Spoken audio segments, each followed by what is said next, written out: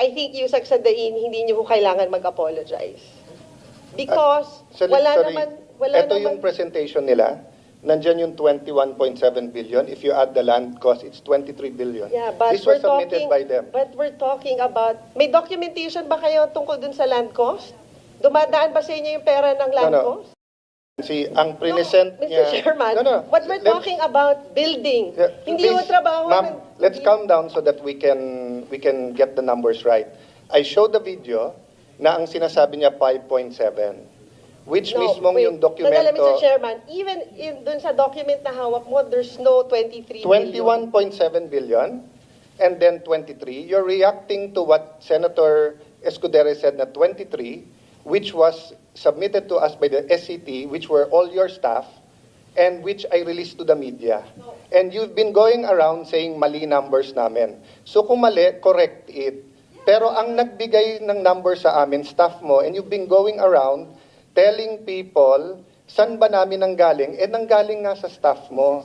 So, anong problema? Mr. Chairman, ang tinatanong ko, per documentation ng DPWH. Ito documentation nila, 21.7. Is that 21.7 plus 3. Hindi DPWH ang sinabmit ko sa media at hindi yun ang sinabi ni Senator Escudero. Actually, ang sinabi ni Senator Escudero galing sa SCT na mga staff mo. Madam, so what's the issue? Well, actually, Chairman, parang nagkakamali ho ata kayo dun sa presentation niyo dun sa Phase 3. Sa records niyo ba, it's 10 billion? Records Well, your answer to to ng me- SCT, Senator Binay, that was given to me by the SCT. Who are your staff? Yes. Wait, So sandali, what's Mr. the problem? Chairman. No, ma'am, ginugulo mo yung hearing eh. Hindi. Wala namang kailangang magulo. Yan ang sinabmit sa akin. So kung sasabihin mo mali, edi ano yung tamang number?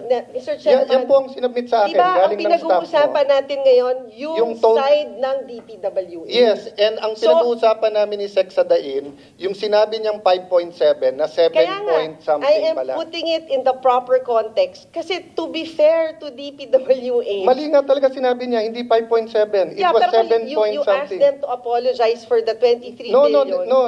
you're When- mali yung pakinig mo. When- I asked them to apologize for saying it's 5.7 when in fact it was 7 point Mr. something. Chairman, Listen to Can me we first. just go back? Listen to me first. Magkano yung total? Listen to me first, Senator Ang problema Nandi. I'm kasi, still Mr. the chair. Chairman- No, ang problema sa iyo, you keep going around saying, gusto ko makausap si Alan, gusto ko makausap si Cheese. Nagkita pa tayo sa party, may cellphone, hindi mo naman kami kinakausap, tapos manggugulo ka ngayon sa hearing. Let me continue. I told Sec na pinapalabas na walang 23B. Because there's no because he 23B. total, ayan There's yung 23B, oh. Ayan ang 23B. Ayan ang 23B na submitted ng SCT na Yep. staff mo, na ikaw nagsabi sa akin na wag kong tanggalin, na Mr. ituloy Chairman, mo. So proper what's the context. issue? Anong sinabi nyo? Oh. Ang cost ng pagpapatayo ng building ay 23B. Ang sabi ni When- Senator Escudero, so far, ang total cost ng pagkakaroon ng bagong building ay nasa 23 na. That is At not- yun po ang binigay sa akin ng SCT na kasama dyan ang cost ng land. So ano ang issue? Wala naman issue. 23B talaga sinabmit sa amin. If you want to tell me na mali lahat ng staff mo at may iba kang numbers, you're welcome to submit. But how can you argue with what they submitted to me? And how can we argue with what Senate President said?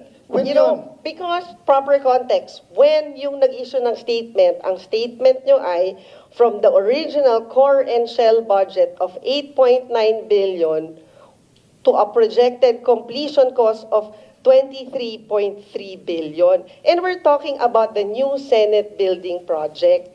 Yung may mga component dyan na hindi bahagi ng pagko-construct ng new Senate building. We clarified that. If you were listening, we're clarified. During the time of Senator Lacson, ang sinabi, yung 7th floor pataas, walang fit out. Hindi yun. You're proposing na may fit out. That is not. So we will consult the 24 senators kung papayag sila ng additional billions for a fit out. So since nandito ka na rin, can you explain the 600 million na landscaping? Mr. Chairman, I think dapat ang mag-explain yan ay DPWH. Because at the moment nga, Wala pa yan eh, dahil nandun pa nga kami sa point na pinag-uusapan namin Bakit dito. wala pa? March 2023 yung sulat sa'yo. Natanggal naman kayo last month lang eh. So, isang taon hindi rin gumalaw during your term. Tapos, sasabihin nyo yung delay na sa amin. Ang sulat sa'yo, March 20, Because, 2023. Mr. Chairman, we're in the process of reviewing everything. So, it takes you more than a year to review everything. Kailan matatapos yung building? Ako, baka hindi ako umabot katulad ni Senator Enrile na 100 taon. Hindi. Kung ako ay nagpatuloy ng building, talagang pipilitin natin matapos to. Paano nga In fact, matatapos kung yung phase 3 mo, 1 taon na sa'yo at sinasabi mo ngayon, hindi yan yung numbers kasi hindi mo pa nare-review. March 20, 2023, it's already July 3, 2024, Senator. 15 months na sa mesa mo. Then you Kaya. have the gall to tell all of us na yung delay na sa amin. O, Mr. Aguinaldo, sabi niyo ko kanina, sana madesisyonan namin kasi baka madelay. 15 buwan pala nasa mesa ni Senator Nancy. Oh. of course not, Mr. Chairman. Hindi, kakaamin mo lang ngayon eh. Sabi mo, wala pa yan, nire-review mo pa. Gaano katagal ba reviewin ang 600 million sa landscaping? In fact- Ito, 875 million sa security cams. Baka buong Metro Manila na yan eh. Kung nagbigay ka ng briefing paper sa akin, pag take over, at iba yung binigay ng SCT, di kinausap kita, eto binigay ng SCT. May narinig ka ba hanggang sa akin ngayon? Nagpapa-interview ba ako? Ikaw yung araw-araw nagpapa-interview, di ba? So anong issue? Ang issue kasi, Mr. Chairman, Ang kung issue yan, tapos pinag-usapan pinakita natin, namin. this is just an estimate. Hindi mo estimate yan na lang pinapapirmahan sa So, akin hindi na pa galing yan- sa'yo, na 1 taon na nasa mesa mo. So, Hindi issue pa yan, siguro balikan natin yung DPWH. Nasa proseso pa tayo na hinihimay natin to. Na in fact, ang target, EMA award na to within, ano bang target natin? So kung Director Son? 15 buwan mo hindi hinimay, kailan mo hihimayin? 15 buwan mo hindi hinimay eh. March 20 yan, Of course, 2023, sinubmit sa'yo. Nasa akin na. Alam Mr. nyo, Chairman, hinihimay namin to isa-isa. In fact, well, kaya ka may project manager. Inaabot kami ng 9 a.m. hanggang 9 ng gabi. So bakit Dahil nyo nga hindi hinihimay- nahimay ng 15 buwan? Ito yung sulat na sa akin, no? March 2020, tapos tinatanong kita ngayon, wala kang masagot sa himay. Oh. Hinihimay Nandito namin tayo yung para isa-isa, ma-review Mr. namin. Chairman. Ang trabaho ko mag-review. Ang trabaho ko Because, mag-review. Mr. Chairman- So kung gusto nyo tumulong sa review, you're welcome. Kung gusto mo pagdebate, doon tayo sa labas. Sayang oras ng Because, Senado. Mr. Chairman, hindi pa to naka-quantify ng DPWH eh. Nasa Hindi proseso na-quantify. pa. Sila nag-submit nito eh. Hindi pa Paano walang quantity? Eh, sinabi na nga sa'yo It's an na kapag estimate. ka binid, it is, pag binid to, sabi sa'yo, it's 8.5B. I-negotiate mo, it's 7.2B. What's the Binigay sa'yo difference? to, Siguro, Mr. 15 Chairman, months. tanungin natin yung DPWH.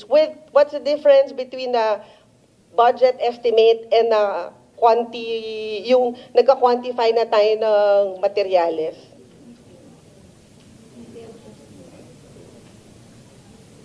And at the moment, nasa na tayo dun sa proseso.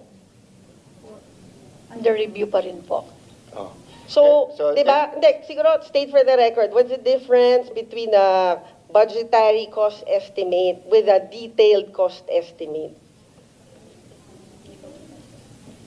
Ma'am, nililito mo tao kasi dun sa memo sa'yo nakalagay, i-negotiate nyo na at 7.2B. Ayan, Oy, nandyan. of course not. Nandito sa dokumento sa Mr. inyo. Chairman. 15 months na sa'yo. Mr. Chairman, it's not true. In fact, ang instruction ko is for public bidding because marami ng which you issue. didn't do sa 2.375 billion, di ba? May may explanation din yan, Yes, Mr. which is my Chairman. explanation din sa 7.3B. Kaya ako sila tinatanong at kailan kita tinatanong. But the 7 Pero point- tinatanggi mo kahit na 15 months na sa mesa mo, tapos kung ano-ano sinasabi natin sa numero ngayon. So ang point, Senator Binay, do you want to help or gusto lang guluhin to? Kasi from the start, ginugulo mo pati yung credibility ng aming review Di ba? Mr. Chairman, ang goal ko lang matapos ang building na to. At Paano nga hindi siya- matatapos 15 buwan yung hindi phase 3 siya sa mesa mo, maging- wala kang ginawa. Ikaw Meron- na nagsabi ngayon, hindi ko alam yon. Ngayon ko lang nalaman na 15 buwan to na sa mesa mo, wala kang ginawa. May ginagawa tayo, Mr. Chairman. Ano nga ginawa mo? 15 buwan De, unang-una, Hinahanap ko Mr. ngayon. Chairman, hindi ko trabaho mag-quantify. Trabaho ng DPWH mag-quantify? Sinabit na nga sa iyo ng DPWH yung amount. Tinahanap ko yung sulat. Can you help me, Raf? Nasaan yung sulat Ang dito? submission nila ay... Ayan o, ang linaw-linaw ng sulat, ma'am. Oh. Tao na humusga. O, ayan. O, kayo sa media, marami kayong tanong sa akin. Ayan o, ayan o. Honorable Senator Maria Lourdes Nancy S. Binay, March 20, 2023, forwarded for your information reference WTC package above project 7.359 billion, which was on the memo I gave Senator Escudero. O yan, based on the persistent approved RDAED. So, ma'am, yung sinasabi mong hindi wala siyang basis, based na siya sa RDAED. And approved DAED plans and covers remaining WTC of the NSBP, except electronics auxiliary work. Costing is based on similar items in phase 1 and 2. Siguro, Mr. Chairman, tanungin natin. Sandali lang. Let me finish kasi importante ito eh. Ano nakalagay dyan? The estimated cost was based on the costing of existing contracts on the assumption it will be awarded through another negotiated contract with the same contractor similar to the successful negotiation of phase 2 contract with the presumption that all conditions and ganyan.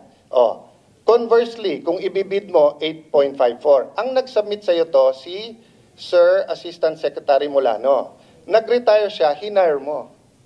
For 1 month. So kung wala kang bilib sa kanya at hinire mo, nire-recommend nga niya na i-negotiate mo, yan ang amount.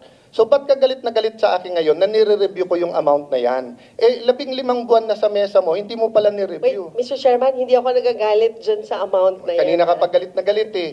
Patapos na kami. Hindi ko nga maintindihan ba, anong issue sa'yo sa 23B? Di ibigay mo sa akin kung ano yung ibang amount, i-release ko sa media na yun yung amount.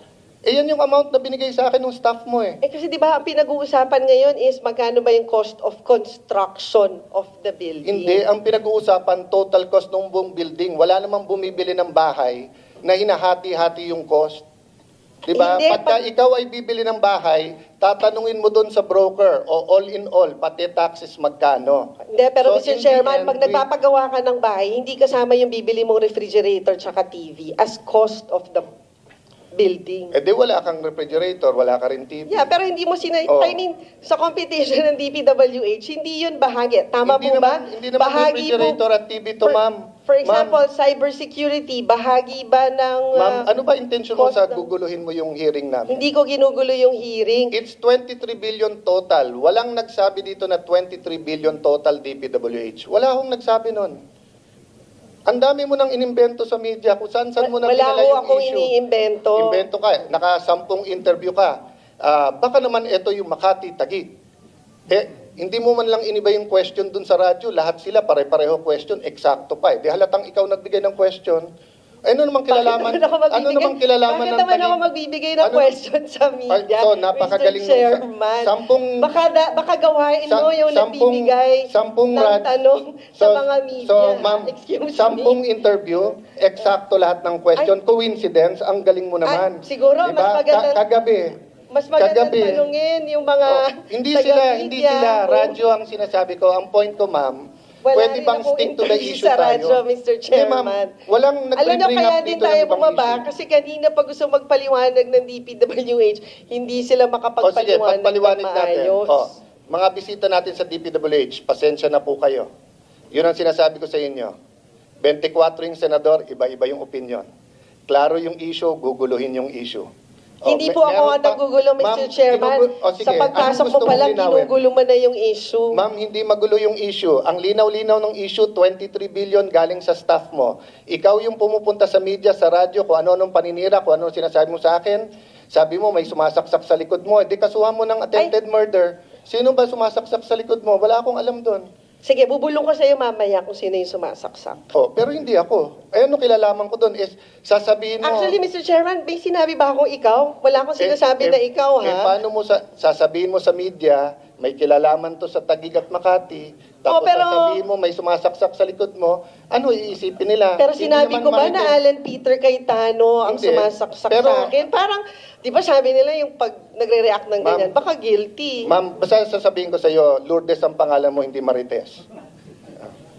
Kaya ayusin natin to, nakakahiya na. Hindi po tayo marites, Mr. Kaya nga Chairman. 23 billion. So anong gusto mong linawin diyan? Yun na nga eh. Ipasok natin sa record. Anong gusto mong linawin? Tinatanong ko lang sa DPWH, based on their records, magkano ba yung amount sa kanila? Ito nga ma'am, pinapakita ko na sa iyo ma'am. Ayan, nasa mic kanila. is that 23 billion? It's 21.730. But is that 23 billion? If you add the land, But it's not 23 billion. sino ba nagsabi sa kanila, nasabi ng DPWH 23 billion ang nasa DPWH? Yun yung, siguro balikan natin yung mga transcripts ng mga interview nyo din. Ma'am, wala akong Paulit-ulit interview. yung sinasabi na 23 billion. Ma'am, wala po akong I interview. think- Tanungin mo po media, galit na sa akin yung mga yan.